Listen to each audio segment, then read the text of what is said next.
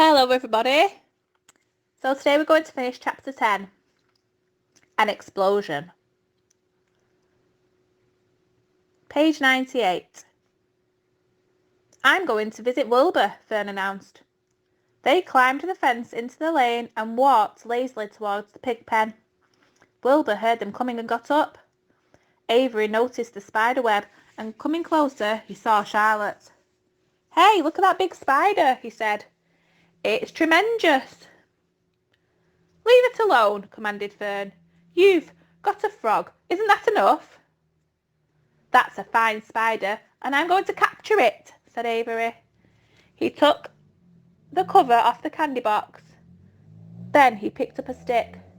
I'm going to knock that old spider into this box, he said. Wilbur's heart almost stopped when he saw what was going on. This might be the end of Charlotte if the boy succeeded in catching her. You stop it, Avery, cried Fern. Avery put one leg over the fence of the pig pen. He was just about to raise his stick to hit Charlotte when he lost his balance. He swayed and toppled and landed on the edge of Wilbur's trough. The trough tipped up, then came down with a slap. The goose egg was right underneath. There was a dull explosion as the egg broke, and then a horrible smell. Fern screamed. Avery jumped to his feet. The air was filled with the terrible gases and smells from the rotten egg. Templeton, who had been resting in his home, scuttled away into the barn. Good night, screamed Avery. Good night! What a stink! Let's get out of here. Fern was crying. She held her nose and ran towards the house. Avery ran after her, holding his nose. Charlotte felt greatly relieved to see him go. It has been a narrow escape. Later on that morning, the animals came up from the pasture. The sheep, the lambs, the gander, the goose, and the 7 goslings. There were many complaints about the awful smell, and Wilbur had to tell the story over and over again of how the arable boy had tried to capture Charlotte, and how the smell of the broken egg drove him away just in time. It was that rotten goose egg that saved Charlotte's life, said Wilbur. The goose was proud of her share in the adventure. I'm delighted that egg never hatched, she gabbled.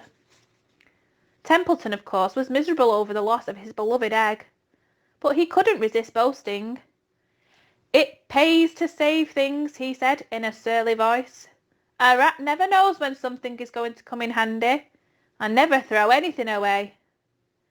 Well, said one of the lambs, this whole business is all well and good for Charlotte, but what about the rest of us? This smell is unbearable.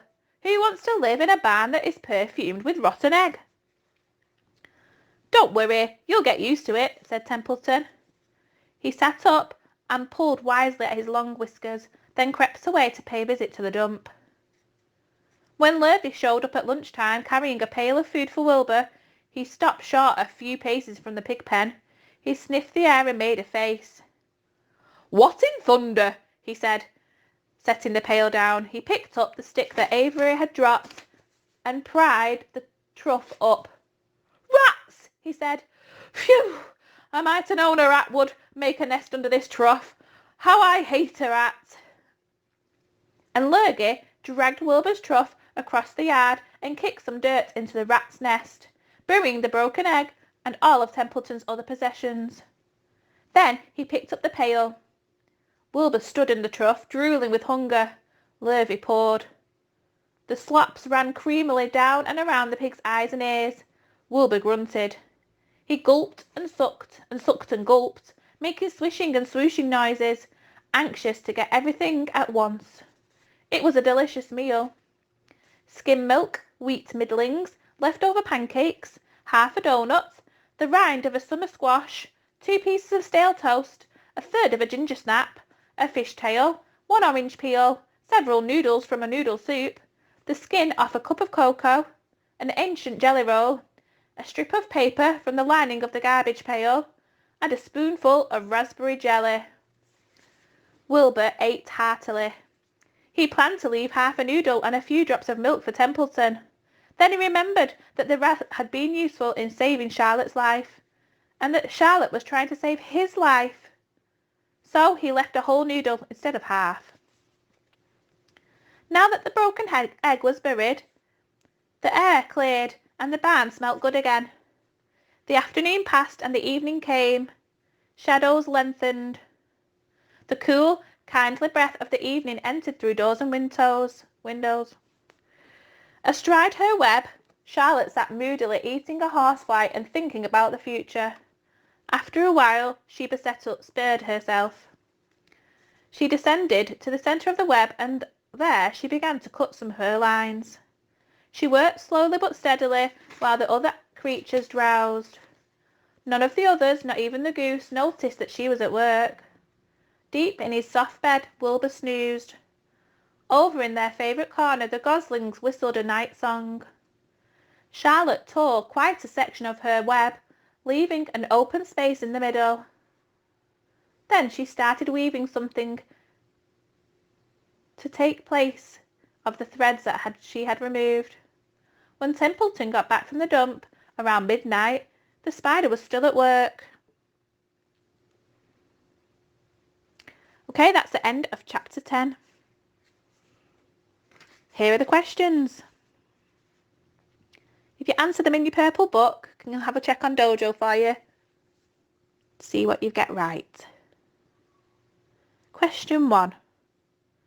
What happened when Avery fell in Wilbur's trough?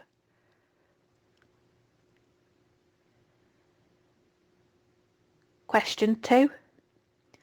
Why did Wilbur save extra food for Templeton?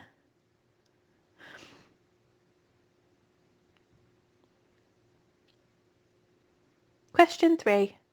How did Lurvy feel about rats?